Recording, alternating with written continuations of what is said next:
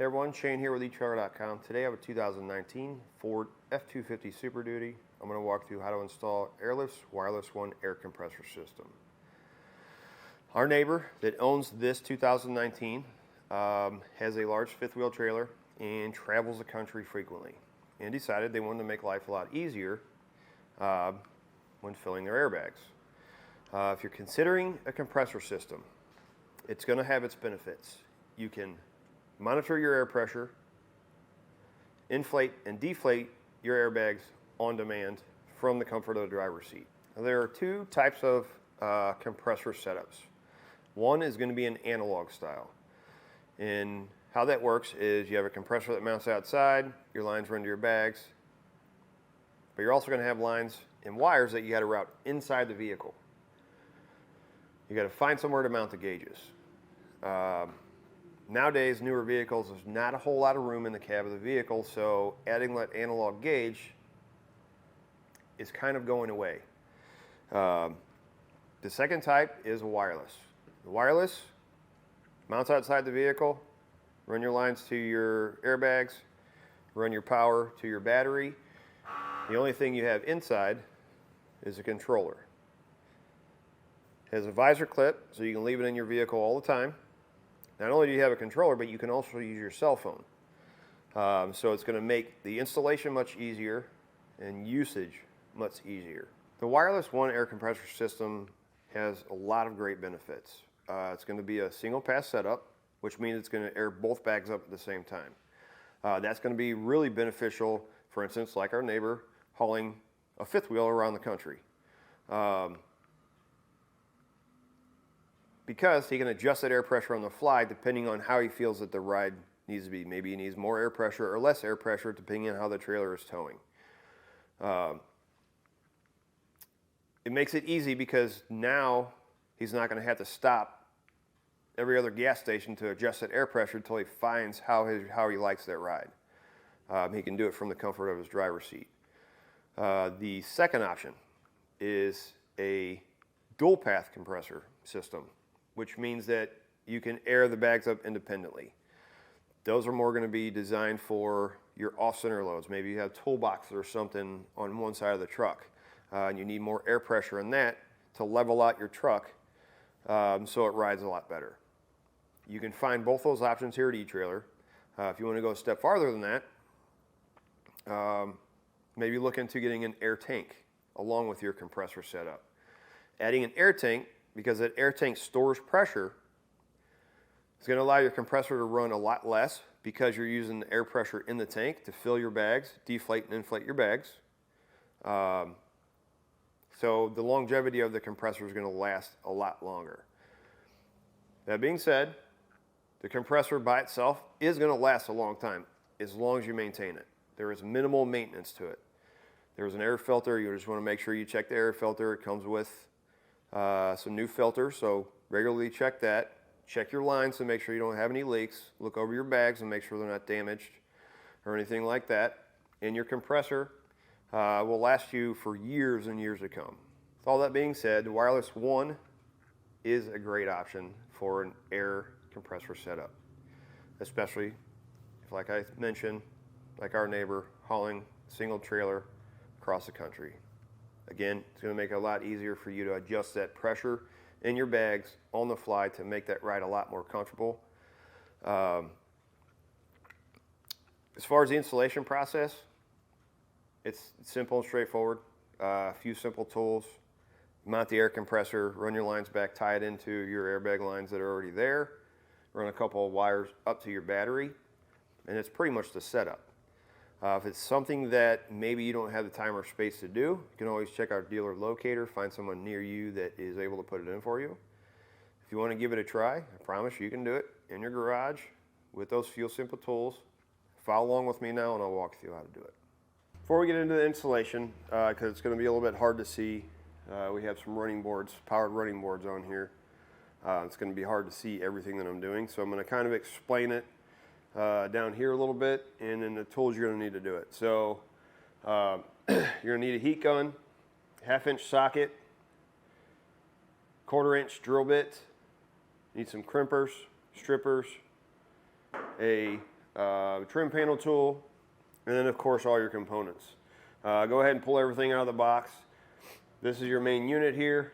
You need to make sure that it gets mounted in this orientation. You cannot mount it this way or this way.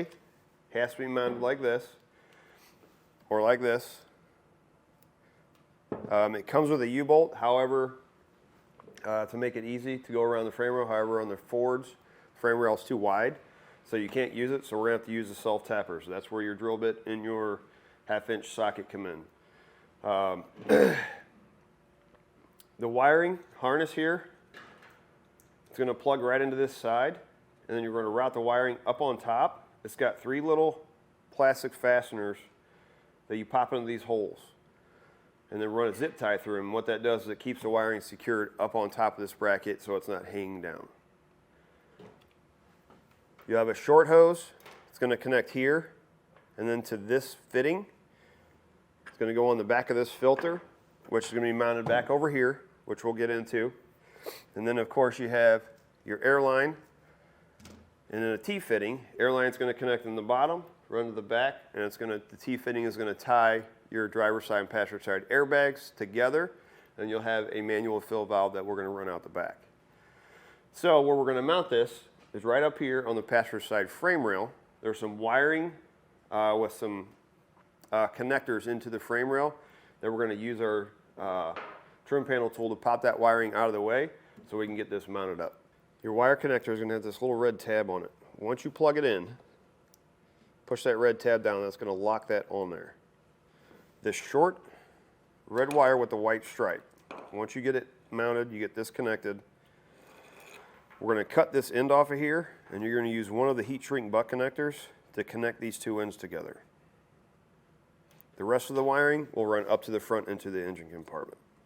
So where we're going to mount our compressor is just forward a center of the passenger door on the frame rail. You have this electrical component, and you have this support beam that runs across the frame rail. Right in between them, where this wiring is, we're going to pop these 2 connectors out, and this is where we're going to mount our compressor. Take your trim panel tool,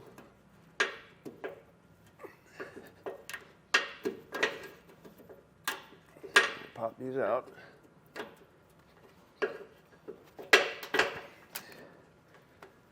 Might have to pop the one out back here.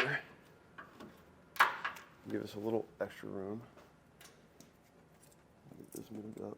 We can always put those connectors back in, whichever ones will go back in, once we get our compressor mounted up there. Take our compressor, we'll set it in place, and then we're going to mark our holes.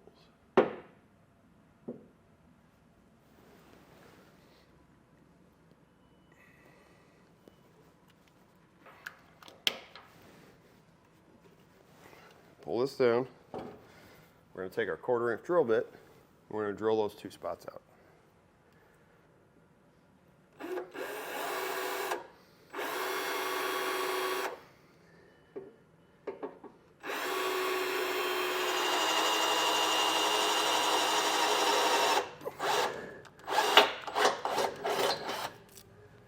So a little trick with your 1/2-inch socket, because we're going to be running the bolt in this way. If you don't have a magnetic socket, I don't have one that will fit this self-tapper, so take a paper towel, put it over top your socket, and stick your bolt down in there. It'll keep it from falling out. So we'll slide this up into place, get it lined up with the holes, and then run our self-tapper.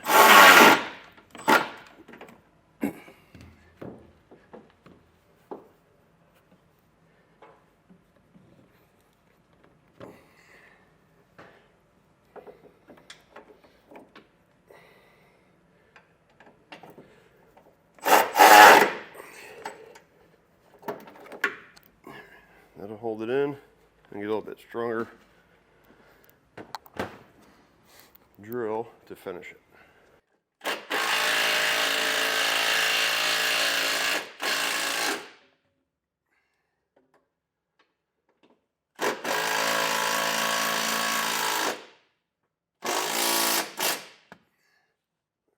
we'll take our ground wire, self-tapping screw that comes in the kit. We may end up having to drill a hole, but I'm going to see if this tapper will go in. We're going to mount this. I'm going to mount it on the back side of my compressor that will keep as much water spray from getting on it as possible.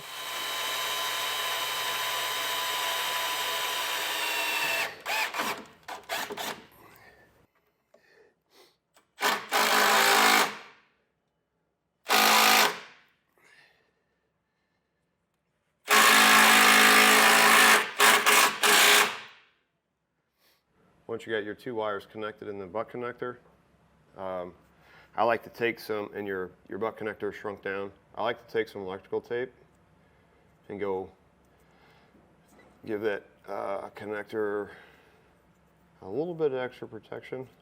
Push it in until it clicks, and again, make sure you push that little red tab down on the top. That'll lock it in there.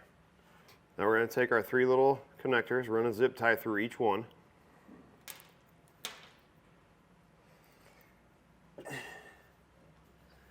I'm going to reach up and put one in each one of those holes. The nice thing about how we did its factory wiring, when we took it off the frame rail and moved it up top, is we are going to be able to zip tie it right with our bundle of wire that we're going to be putting up here.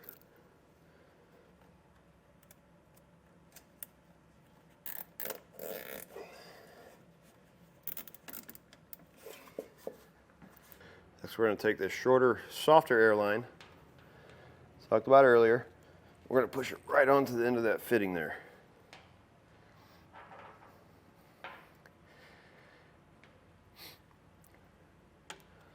We're going to route this up and over the top. We're going to follow the top of the frame rail, and where I found the best place to put these, because they need to be where they don't get splashed with water, and they're sitting upright. So the hat channel on the bed frame, right up here at the top, if you drill a hole right in the side of it, you can actually take the filter and you can pop it in there and it'll hold it up right up against the bottom of the bed. It'll give enough air space around it and it'll keep it from getting drowned with water. So we're going to be drilling our hole right up in here. We're going to go ahead and put this fitting on the back of our filter. This does not have to be like, you don't have to really tighten this down because this is plastic, and all this is doing is allowing the water to drain out of the filter. This is actually going to mount just like this. We need this facing up and the hose facing down so that the water will drain down through it. We're going to take this, we're going to drill out and mount that guy just like that. Once you got it mounted up there, you got your hose ran to it, then back of that fitting. It's going to hook onto that fitting just like it does off the compressor. That's pretty much what it's going to look like. I ran this line behind this body mount here, right along the frame rail, and where I inserted it onto the end of that fitting on the end of the compressor there. So now that we've got all this connected, we have our filter in place, we're going to be connecting our air line. What I need to do, or what I'm going to do, I'm going to close the door so my step folds up so I know exactly where it sits in here, because my airline is going to come off right here, and I need to know where this folds up so that I can run my line around that, so that when this folds up and moves in and out, it's not going to hit that line. So now we'll close the door and let that fold up.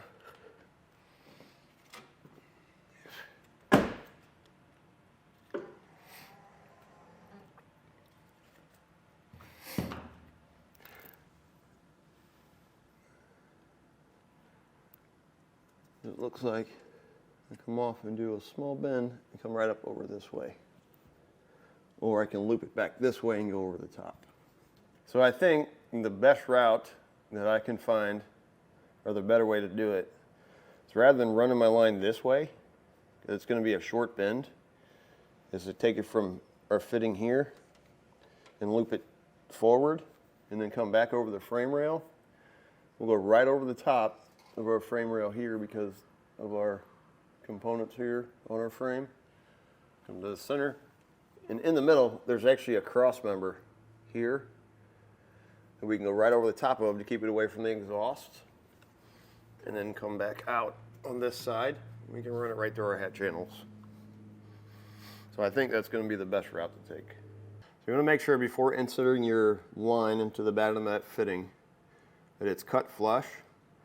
It's going to come from the manufacturer cut. Just make sure you look at it. There's no burrs on it. Make sure it's not pinched.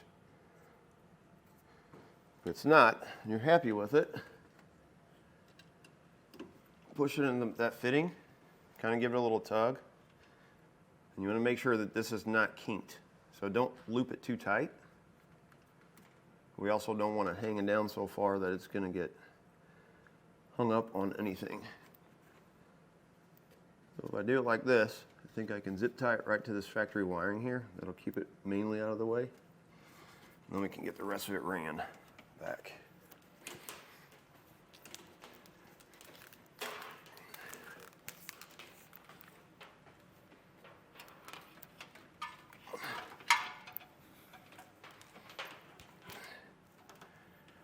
You gotta be careful with this line because it comes rolled up. So when you're pulling it like I am, make sure you just don't pull it hard. Otherwise, where these rolls are, they'll kind of curl up like this and it'll cause a pinch. And that'll restrict the airflow to your bags. Just take your time. So as I mentioned, I ran our line that way. What I did is I pulled it out of here and ran it behind this factory wiring because it's holding it against the frame rail. I'll probably go ahead and put a zip tie on it anyway, just to keep it from moving around. Well, you want to make sure when you do this, you're not putting a whole lot of pressure on this fitting, because if it pulls that line sideways, you're going to get a leak out of it. So try and get it to where that line goes straight up in there with the least amount hanging down, because if anything kicks up from the wheel, we don't want it to grab onto that. Oh, as I mentioned, went up over top, went to the inside of the frame rail, came back out right here. And then if you just follow the hat channels down all the way to the back, went right through the hat channel all the way through. We came over top the frame rail here on the passenger side. It keeps the line away from the exhaust, the heat, or anything moving. We'll put a T-fitting here. We'll run the line from that T-fitting straight across. We'll be removing the passenger side line from here back. Run the line across, keep it up above our spare tire. Put another T-fitting here. And then we'll use our driver's side air line as our manual fill valve to fill both bags. So this is what the T-fitting looks like. It's going to go in right here. So what I think I'm going to do is I'm going to take this line, I'm going to go through that hat channel one more time. So if I put this T-fitting here and try and loop this into this side, you're going to have too much or too sharp of a bend. You're going to put too much pressure on this. So if I go through that hat channel and come around, it gives me a nice loop to go into it. So I'm going to cut my passenger side line. I'll get my T-fitting on. The best thing to use is tube cutters. If you don't, you can use a utility knife with a razor blade on it. Do not use pliers. Do not use scissors, because it will crimp this. It'll smash it down and you'll have a problem with your fitting causing a leak. Make sure all your air is out of your bags, of course. I'm going to pop this in here. Make sure you push it in hard. You'll feel it kind of pop. I'll get this ran through this other hat channel here.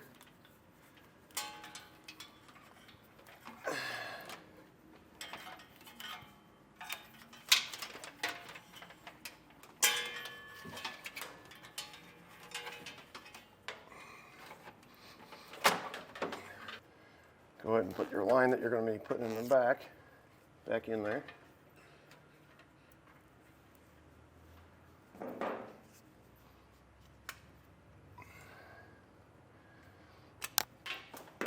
Cut that down. Just like that. Now we can get our manual fill valve placed where we want to in the back.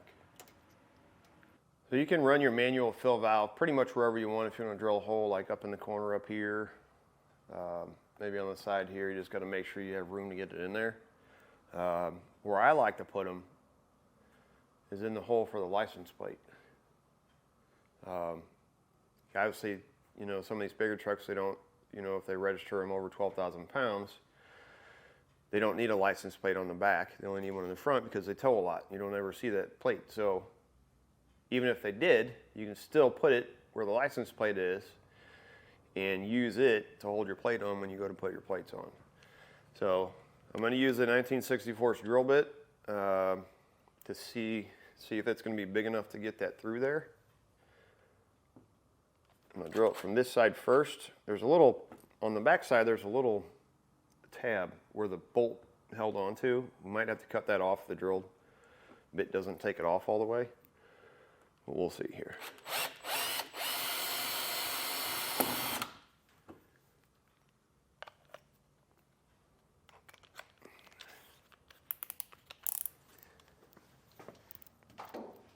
Little tab that's sticking off the back there.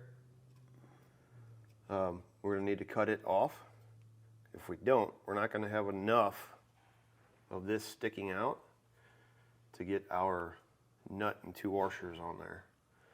So we'll cut that off so it sits flat on there.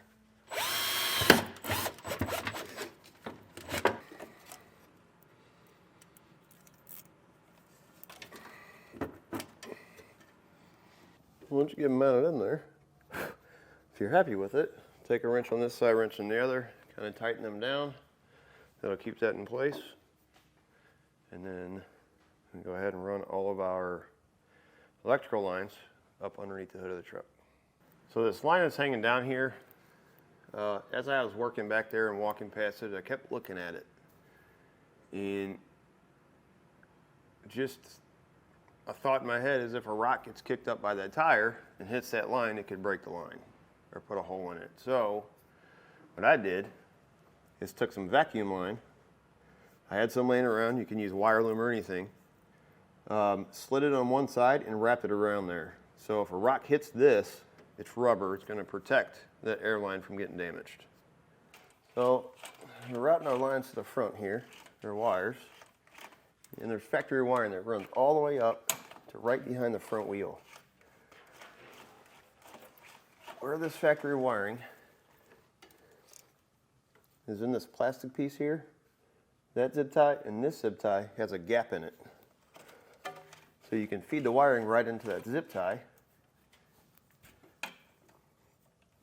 and right through it. That'll hold your wire in there, and then we'll just run it along and zip tie it where we need to until we get to right behind the front wheel. Take that, we'll throw a zip tie on here.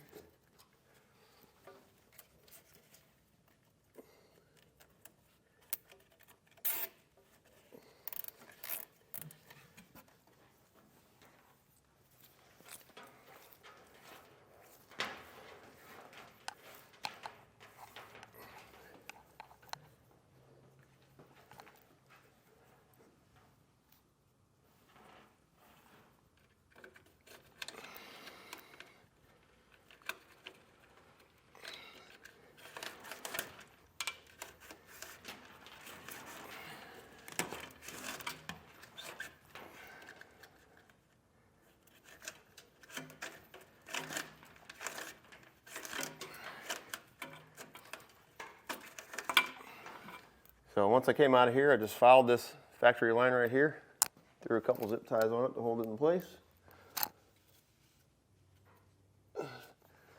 Went right behind my body mount, came out right here, behind the wheel well liner. Now I'll go up, open the hood, and we'll send a pull line down so we can take this and pull it up toward our battery. So I use an airline tube to pull my wires up right against the firewall in this corner. What I did is I went around this box here.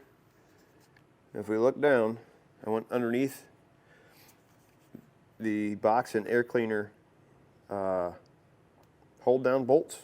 I went underneath of them and come out right here. That way it stays tucked down underneath. I don't have to worry about it getting snagged on anything or anything like that.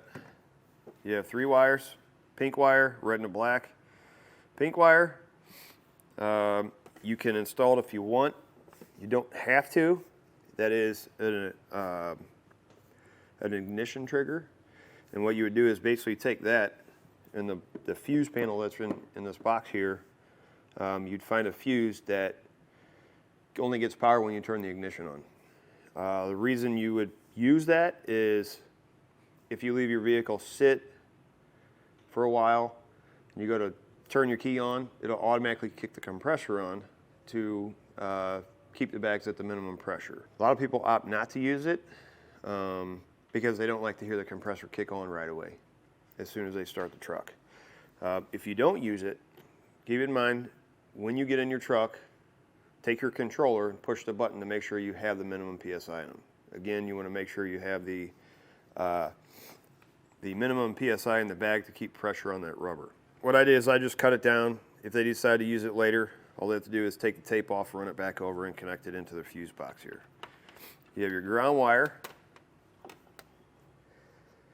which we're going to ground it right here. This ground wire actually comes from the negative battery post here. You just follow it. So they're right here. So we're going to connect it there because we can't obviously connect it to the post on the battery.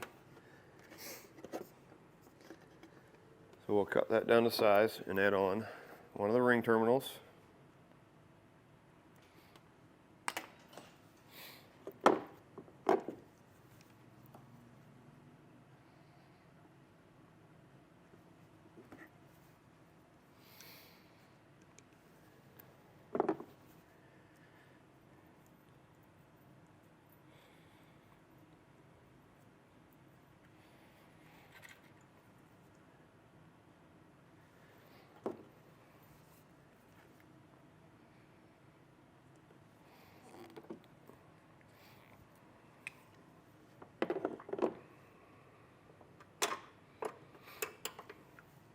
We'll just take a wrench, loosen this up.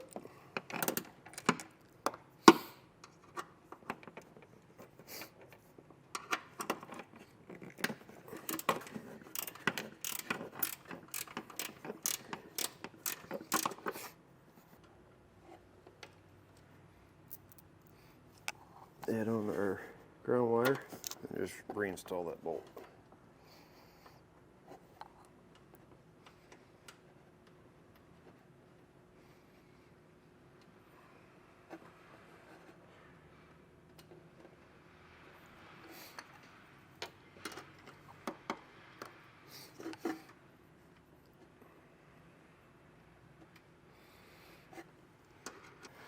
We'll take our red wire, we're going to route it over to the positive side of the battery.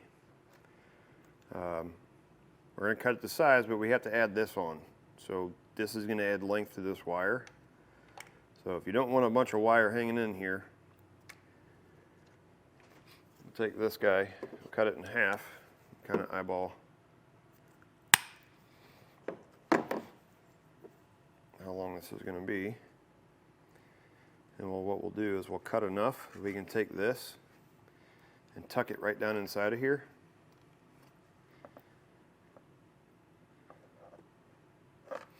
So it's a little bit of a cleaner look there. You'll still have plenty that you can pull it up and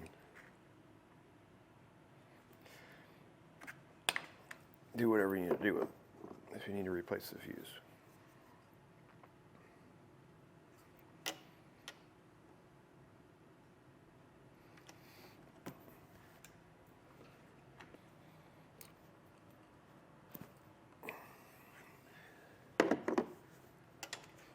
Take your fuse holder,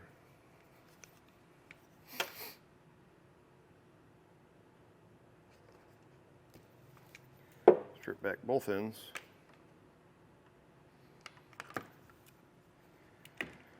one end, add on the other ring terminal,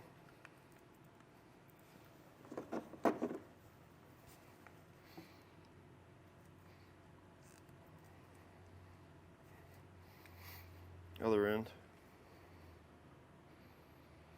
go into the butt connector.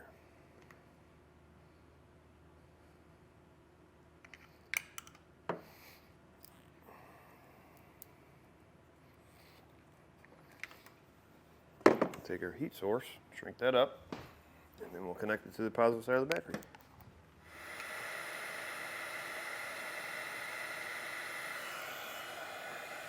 the pink wire that would connect to an ignition source. If you want to use that, that means your compressor is only going to kick on when you use the controller or when you turn the ignition on the truck. If you choose not to connect that, the compressor is going to kick on anytime that it feels the pressure is lower than the minimum pressure in the bag. So with that in mind, if you have the truck sitting in your garage, you're sleeping at night, and you hear the compressor go off, it's because the bag's lost a little bit of pressure. You're going to lose a little bit of pressure when the temperature changes. So if you don't want the compressor to kick on and off all the time, then connect the pink wire. So it only comes on when you hit the button on the controller or the ignition on the truck. I would recommend not connecting it because you want to maintain that 5 psi in those bags at all times. So you don't connect it, compressor does what it's supposed to do. It's going to maintain that 5 psi in there. The bags are going to last a lot longer that way. Make sure when you connect the this to the positive side of the battery, the fuse is not in the holder until after you get it connected. Get it in. That can stay nicely tucked down in there, out of the way. And now we can test it out. Then we'll take our controller, pull that little tab out, push it to turn it on. It's scanning right now. So have you noticed, we tried the controller and the pairing failed. If it does that, once you put the fuse in, it goes into pairing mode for 40 seconds. If you don't pair this with the compressor within that 40 seconds, most likely going to fail. So what you do is you pull this fuse out, let it sit for about 10 to 15 seconds. We'll reinsert the fuse. It'll go back into pairing mode again for 40 seconds. Pairing successful. So now what we'll do is we'll air up our bags to about between 40 and 60 psi, and we'll check all of our fittings for any leaks. So you can hear our compressor kick on. We're going up to 55 to 6 psi. Once it gets there, it'll stop. We're going to take some soapy water. We're going to spray all of our fittings where our lines are running into them and see if we can find any bubbles or any leaks. So what we're looking for is little bubbles to form rapidly where the line goes into the fitting. If you don't see anything forming rapidly, you're good to go. If you do, push that little ring in and you can slide the end of the line out. Just cut the end of it real short again. Cut it, make sure there's no burrs on it, and reinsert it. Now we've tested everything out. You know everything's working correctly. You're ready to go. It's going to do it for a look at installation of the WirelessONE air compressor on a 2019 Ford F-250 Super Duty.